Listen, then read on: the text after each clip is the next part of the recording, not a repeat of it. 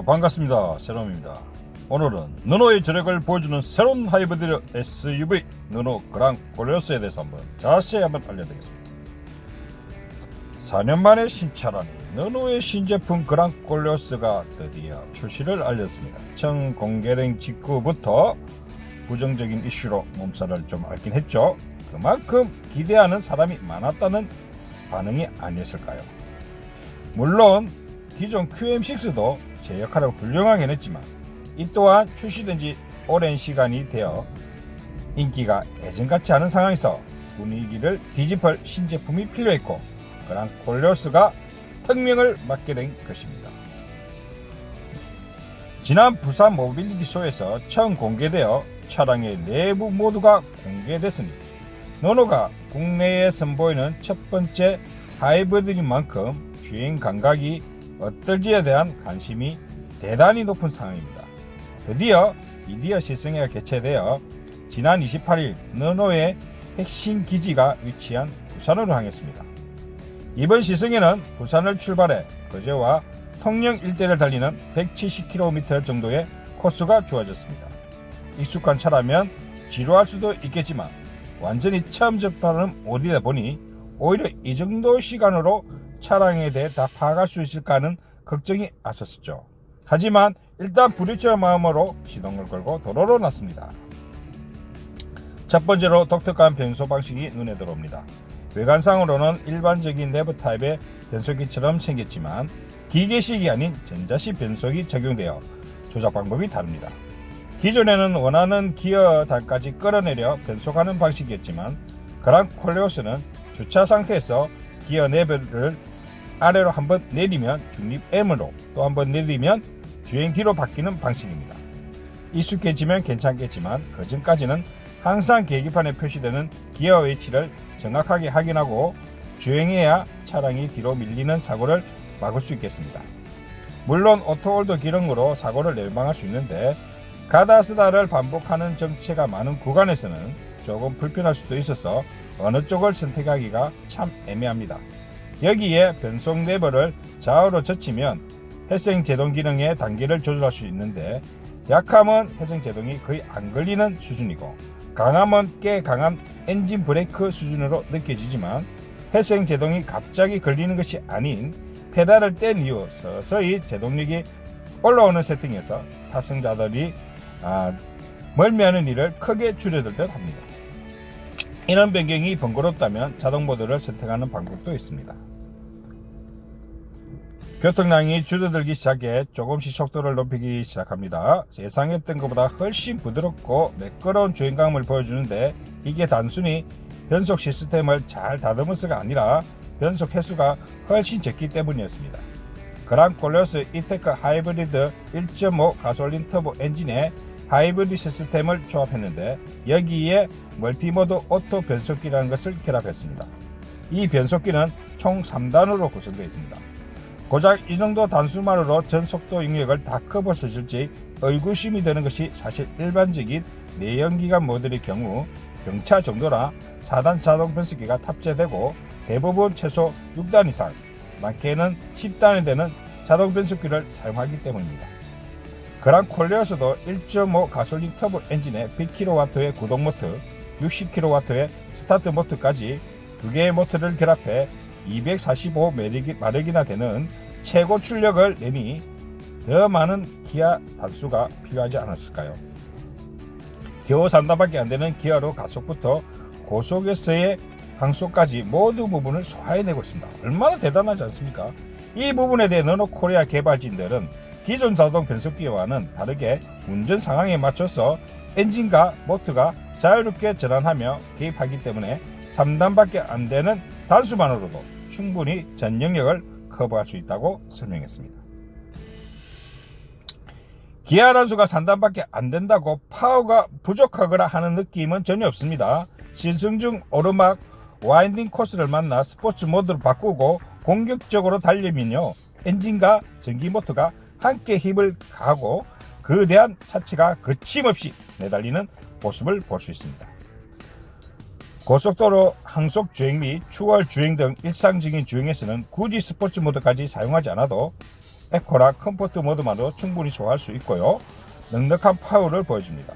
주행 내내 수시로 하이브리드 시스템이 개입하며 성능과 연비 사이에서 균형을 잡아주는데 1번 보리도 아닌 르노가 첫 번째 하이브리드 제품에서 이렇게 높은 완성도를 볼 수 있는 건 바로 포뮬러1에서 쌓아온 기술력과 노하우가 뒷받침됐기 때문입니다.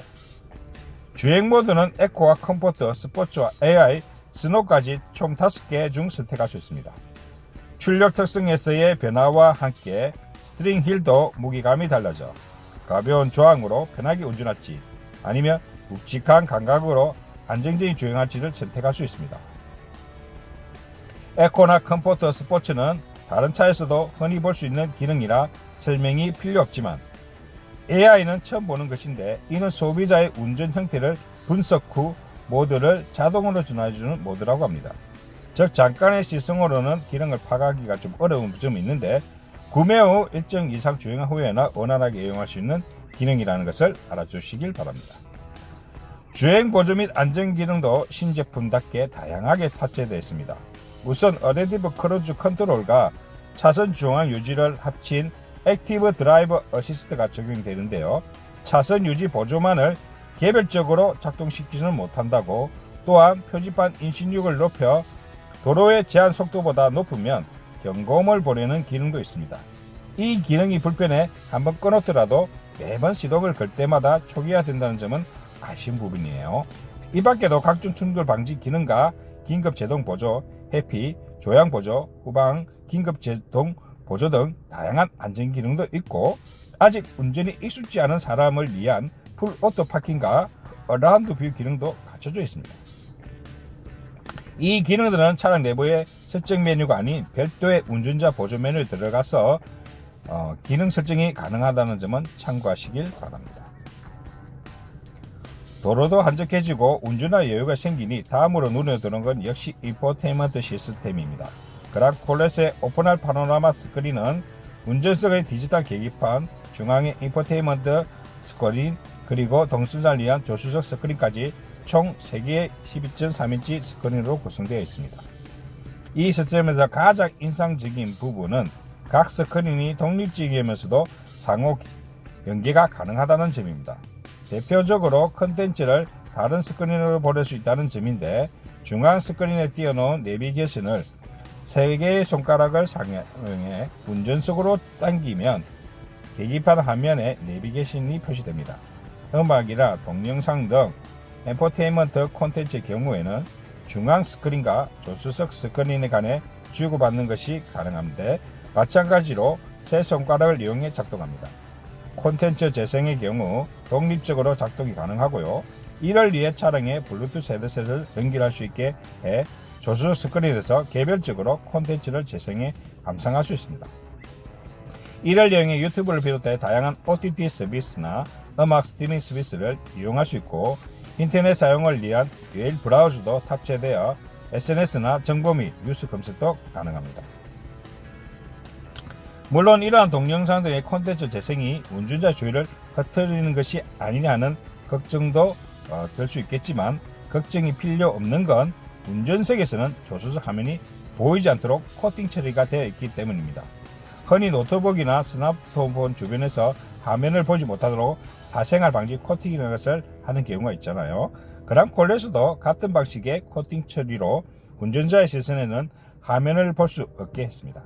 물론 중앙 스크린에서 재생하는 건 운전자도 볼 수 있지만, 이는 주차 중인 상태에서만 재생이 가능하고, 주행 중에 조수석에서 중앙 스크린으로 콘텐츠를 전달시켜도 재생이 중지되도록 설정해 놓았기 때문에 안전에 대해 걱정하지 않아도 됩니다.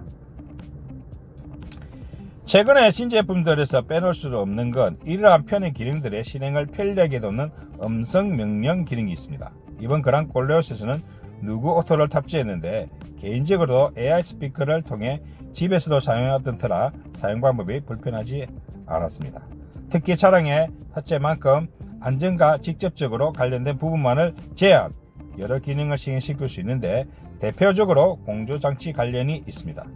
예를 들어 차량 에어컨 온도를 21도로 설정해 주라고 정확하게 명령하는 건 물론이고, 오늘 너무 더워 같은 추상적인 명령을 내려도 이를 인식해 에어컨과 통풍 시트를 동시에 작동시켜 줍니다. 덕분에 운전 중 기능 작동을 위해 시선을 돌리지 않아도 되는 점은 반가운 부분이죠. 다만 처음 타보는 차량이다 보니 어디에 어떤 메뉴가 있는지 몰라 관련 메뉴를 호출해달라는 명령을 내렸지만 이 부분에 대해서는 수행하지 못한 모습을 보였는데, 르노코리아 관계자는 이 부분에 대해 내부에서 검토를 거쳐 개선되면 OTA를 통해 업데이트하도록 하겠다고 설명했습니다.